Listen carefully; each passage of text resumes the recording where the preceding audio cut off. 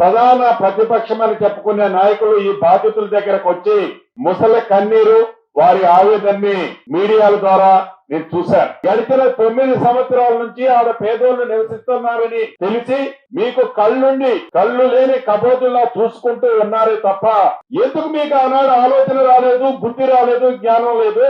ఈనాడు పేదోళ్లు గుర్తొస్తారా?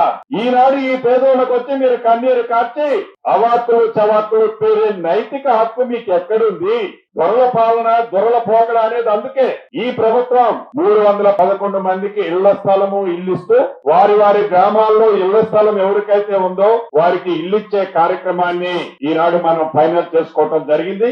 అర్హులైన వాళ్ళు ఎవరైతే ఉన్నారో వారందరికీ ఏ భేషజాలు లేకుండా వారి బాధ ఘోష చెప్పితే అటువంటిది మనసులో పెట్టుకోకుండా అర్హులైన ప్రతి పేదవాళ్ళకి ఈనాడు ఇళ్ల స్థలము, ఇల్లు ఈ మీరెన్నుకున్న ఈ ప్రజా ప్రభుత్వం, పేదోళ్ల ప్రభుత్వం మీకు ఇస్తున్నది మనస్ఫూర్తిగా మీ అందరికీ అభినందనలు, కృతజ్ఞతలు తెలియజేస్తున్నా.